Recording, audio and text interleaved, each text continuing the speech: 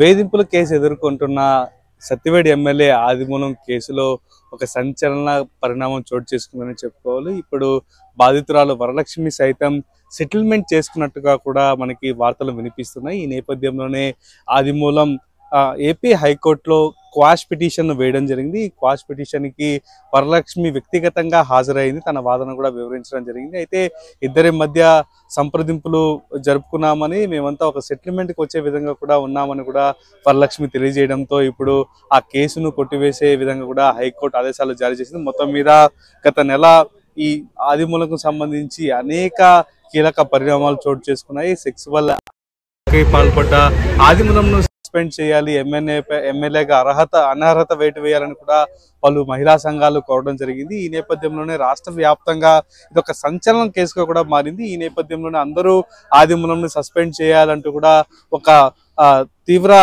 స్వరాన్ని అయితే వ్యక్తపరచడం జరిగింది. అయితే మహిళా సంఘాలు కూడా రోడ్డుపైకి వచ్చి పలు ఎవరైతే విక్టిమ్ ఉన్నారో ఆ విక్టిమ్ కూడా మద్దతు తెలపడం జరిగింది. అయితే ఈ నేపథ్యంలో కొన్ని కీలక పరిణామాలు చోటు చేసుకోవడంతో ఎవరైతే ఎమ్మెల్యే ఆదిమూలం ఉన్నారో ఆయనతో వరలక్ష్మి ఒప్పందానికి వచ్చినట్టుగా కూడా మనకు తెలిసి వస్తుంది. అయితే డబ్బుల పరంగానా అయితే ఇతర అంశాలకు ఏదైనా ఒప్పందం కుదుర్చుకున్నారనే అంశం మాత్రం ఎప్పటికైతే తెలియదు. అయితే మొత్తం మీద హైకోర్టు వెళ్ళి క్వాష్ పిటిషన్ వేయడం జరిగింది. ఈ క్వాష్ పిటిషన్ కూడా మూవ్ చేయడం జరిగింది. అయితే మొత్తానికి ఆదిమూలం సెక్సువల్ అసల్ట్ కేసు మాత్రం ఇప్పుడు పూర్తిగా తీసివేయబడిందని చెప్పుకోవాలి. ఇక ఈ అంశంలో అనంతరం ఇక ఆయన టీడీపీలో కొనసాగుతారా లేదా బీజేపీతో ఇదివరకే సంప్రదింపులు జరిపారన్న ఒక వాదన అయితే వినిపిస్తూ వస్తుంది. రాష్ట్రంలో బీజేపీ కూడా పుంజుకునే అవకాశం ఉండాలి, ఆ బీజేపీకి అధిక సీట్లు కావాలన్న నేపథ్యంలో బీజేపీ అవకాశం కూడా లేకపోతుందని ఒక వాదన అయితే వినిపిస్తూ వస్తుంది. అయితే మొత్తం మీద ఆదిమూలం విషయం మాత్రం ఇప్పుడు సంచలనంగానే మారింది చెప్పుకోవచ్చు. గత నెలలో నన్ను సెక్సువల్ గా అరెస్ట్ చేశారు, నన్ను ఎన్నో ఇబ్బందులకు గురి చేశారన్న వరలక్ష్మి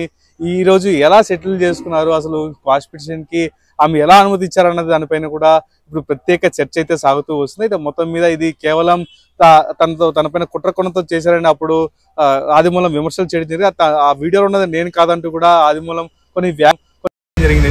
అన్ని పరిగణలోకి తీసుకున్న కోర్టు ఈ సెటిల్మెంట్ లో ఖచ్చితంగా స్క్వాష్ చేయడం అయితే జరిగింది. మొత్తం మీద ఆదిమూలం అయితే ఇప్పుడు టీడీపీలో కొనసాగే అవకాశం లేదని మాత్రం పూర్తి స్థాయిలో వినిపిస్తున్న పరిస్థితి అయితే కనిపిస్తూ వస్తుంది. మొత్తం మీద ఇప్పుడు ఏం జరగబోతుందన్న ఒక అంశం అయితే ఒక తీవ్ర ఉత్కంఠ రేపుతున్న పరిస్థితి కనిపిస్తూ వస్తుంది. అయితే ఇప్పటికే కాళహస్తి నియోజకవర్గం సంబంధించిన కీలక నేత ఎస్సీవీ నాయుడుకు ఆ నియోజకవర్గ బాధ్యతలు అయితే ఇవ్వడం జరిగింది. పూర్తి స్థాయిలో సత్యవేడుకు సంబంధించిన ప్రతి ఒక్క కార్యాచరణ ఆయన చూసుకోవాలంటూ కూడా ఒక కీలక ఆదేశాలు అయితే రాష్ట్ర అధిష్టానం ఎస్సీవీ నాయుడుకు ఆదేశాలు ఇవ్వడం జరిగింది. మొత్తం మీద ఎవరైతే ఆదిమూలం కేసు ఉన్నారో ఈ కేసు అంశానికి సంబంధించి అయితే స్క్వాష్ అయితే చేయడం జరిగింది. అయితే మొత్తం మీద ఎలాంటి రాజకీయ పరిణామాలు చోటు చేసుకోకున్నాయి, ఒకవేళ బీజేపీకి వెళ్తే దాన్ని టీడీపీ సమర్థిస్తుందా లేదా అన్న ఒక కోణంలో కూడా చర్చ సాగుతుంది. అయితే వైసీపీకి వెళ్లే ఛాన్స్ అయితే పూర్తిగా లేదు.